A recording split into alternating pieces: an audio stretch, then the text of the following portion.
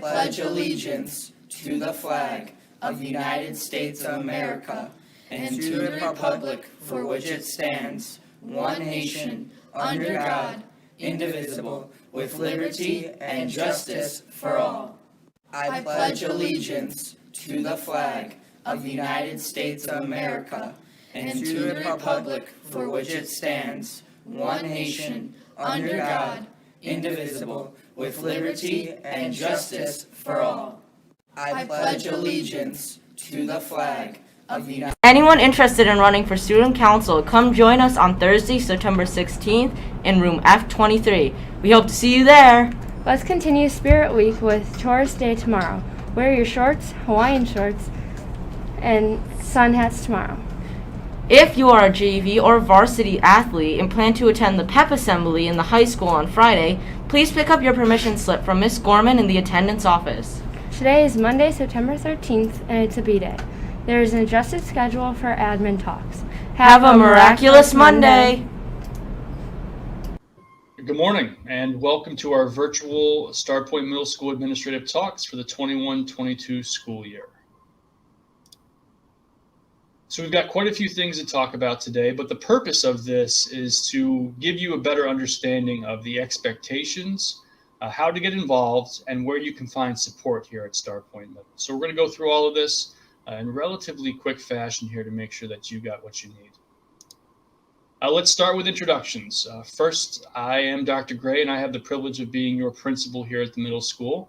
I'm joined today by Mrs. Bundrock, our assistant principal. We also have the team in student services, including Ms. Grabowski, who's our grade 6 counselor, Mrs. Price, who's our grade 7 counselor, Ms. Passanese, who works with grade 8, and Mrs. Logan and Mrs. Toscano, who are the school psychologists here at the middle school. So if you've got questions or concerns,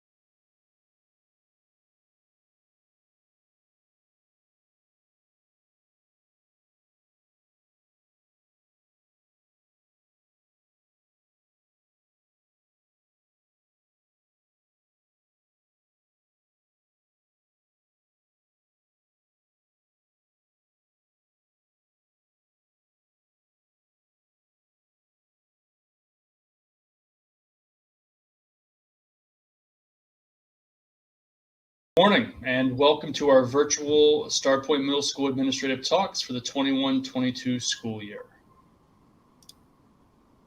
So we've got quite a few things to talk about today, but the purpose of this is to give you a better understanding of the expectations, how to get involved, and where you can find support here at Starpoint Middle. So we're going to go through all of this in relatively quick fashion here to make sure that you got what you need.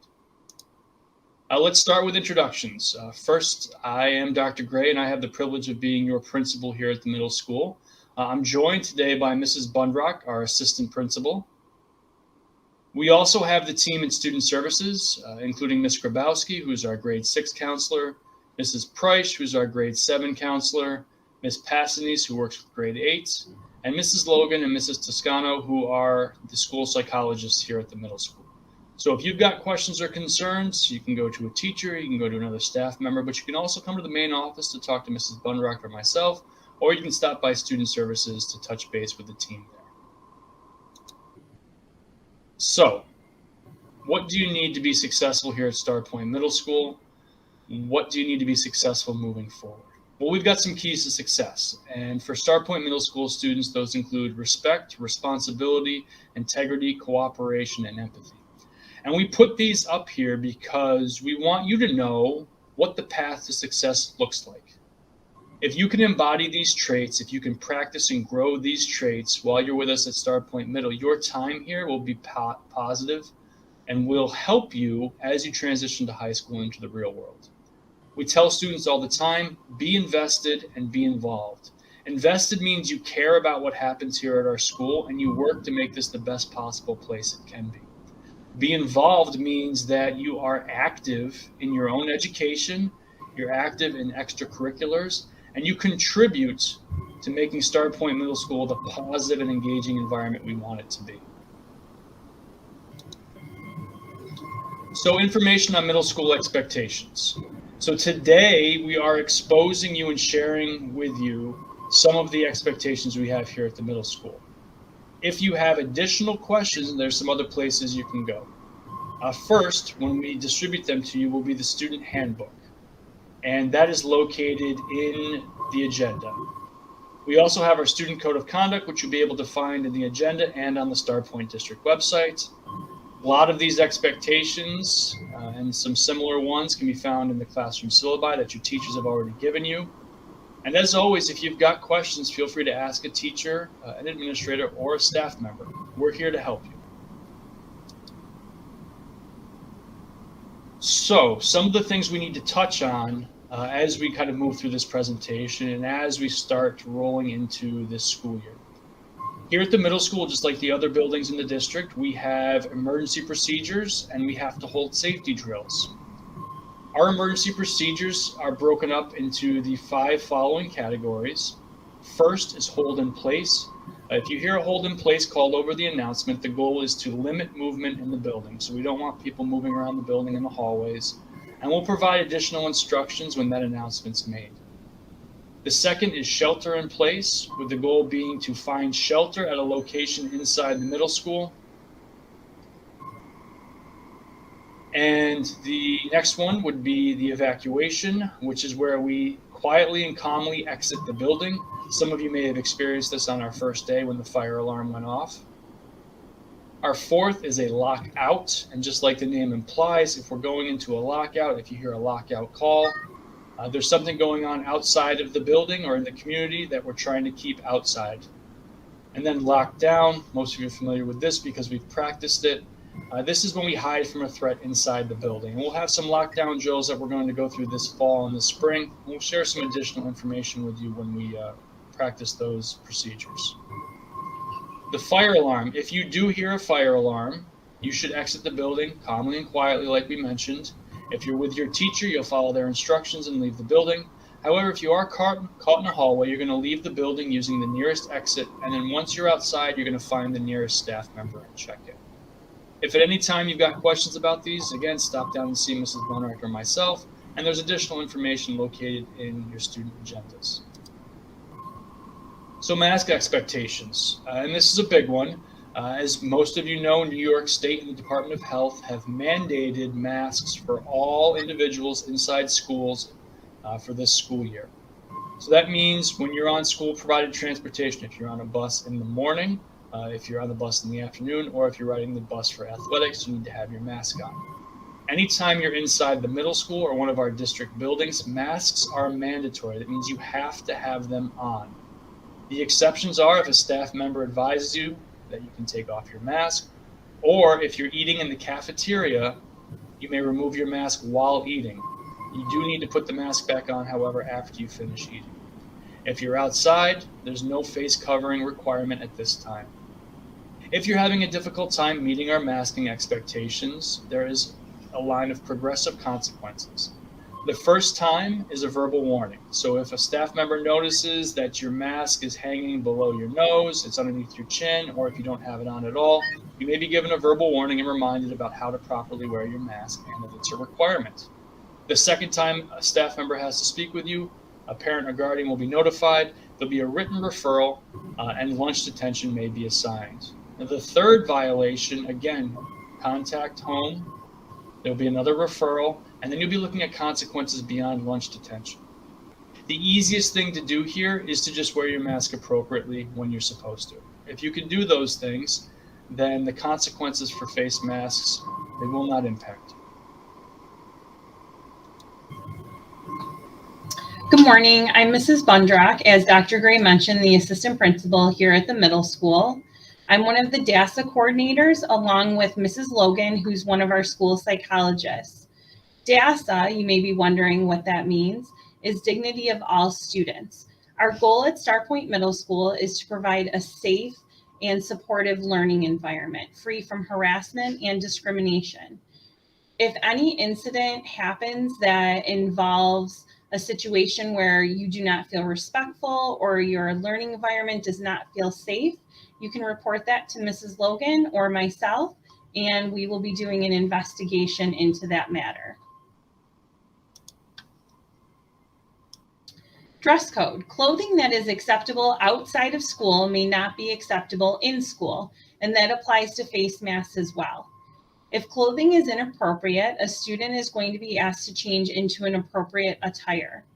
Administration will speak privately with the students that are violating the dress code. Hats and hoods must be removed upon entering the building.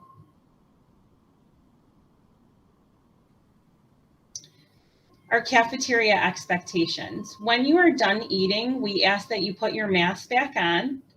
Stay seated unless you are given permission to leave your seat to use the restroom or to get up and get an additional drink. You'll be called up to do that. Cell phones are permitted in the cafeteria, but they're only for listening to music only with one earbud in. As you're in the middle school, using your cell phone becomes more of a privilege. So this privilege can be taken away if you're not using your cell phones correctly in the cafeteria. Be respectful in all interactions. Any adult that's in the lunchroom deserves the same amount of respect. When the lights are turned off, we ask that you remain silent for an important announcement that could be forthcoming. Assigned seats will be changed every quarter.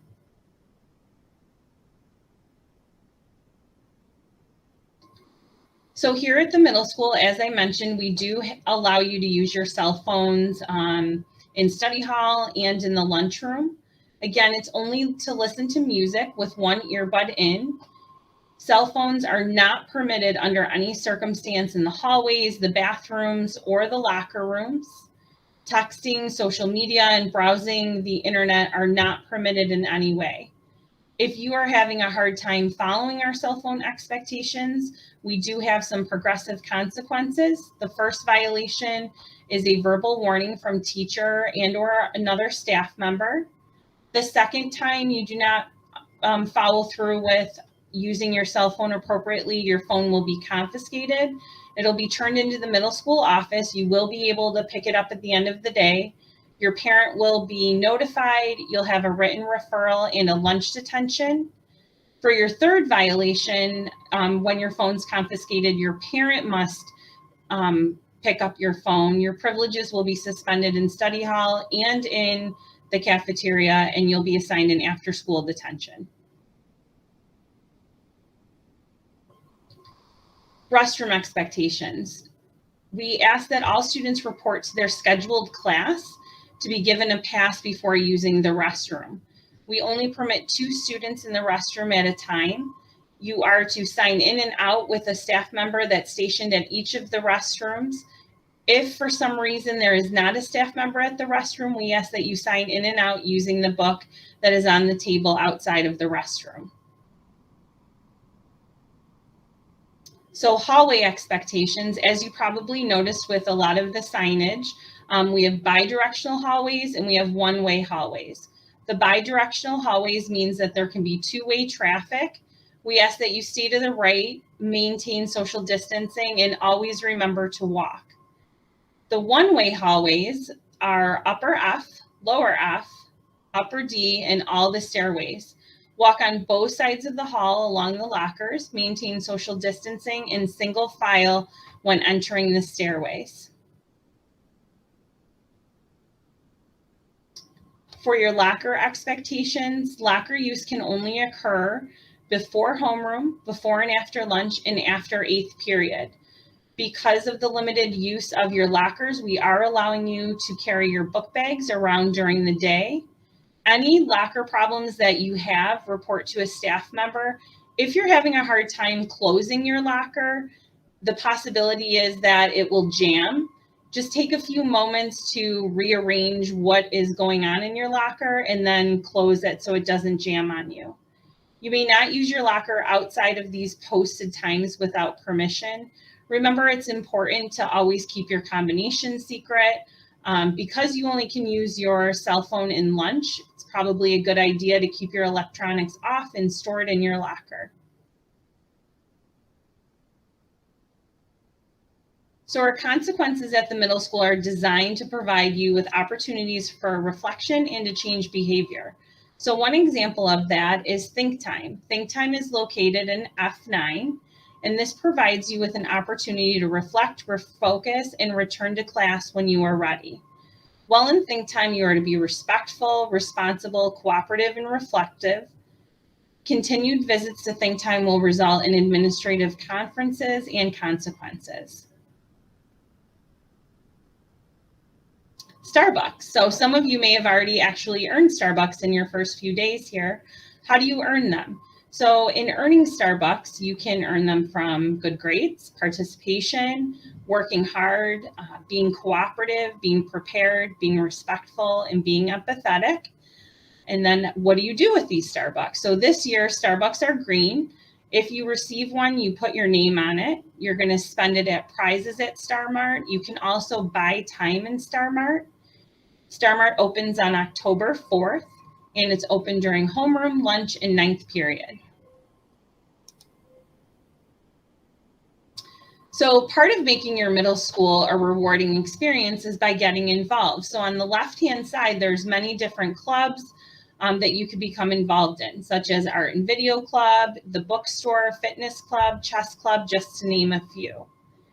Extracurricular study hall. We have many students that are staying after for extracurriculars or for athletics.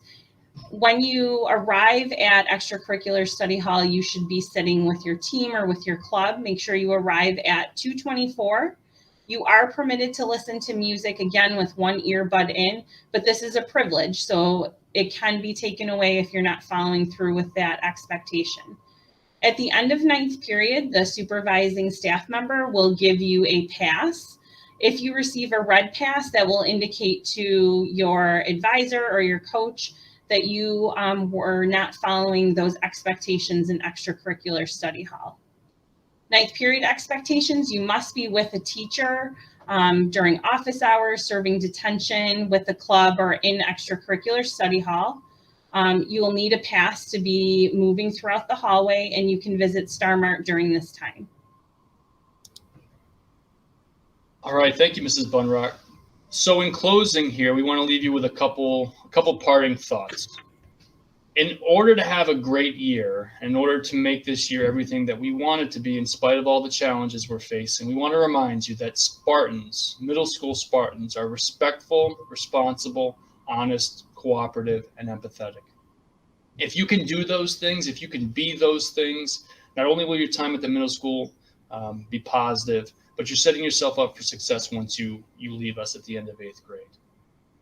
We'd be remiss if we didn't remind you that this is our school. And when we say our, we're not talking about mine or Mrs. Bunrock's. This is ours as in everyone that comes to this school on a daily basis. Our students, our staff, our administrators. And our actions and our decisions have positive and negative consequences for our school. Before you act, before you speak, before you make a decision, we ask that you please consider the positive and negative consequences, both intended and unintended. If you can do that, you'll help as we move Starpoint Middle School forward and continue to make it the positive and engaging learning environment we want it to be. As we mentioned earlier, if at any time you need help or if you have questions, we are here for you. Find a trusted adult and ask. That could be a staff member, a teacher, an aide. It could be one of our counselors or school psychologists. And it could be Mrs. Bunrock or myself. But we're here for you. Don't let questions go unasked. Find the answers you need. Come and talk to us. We hope you have a great year. We're incredibly excited that you're going to be with us 5 days a week, and we look forward to watching you grow and learn over the next few months. Thank you. Good morning, and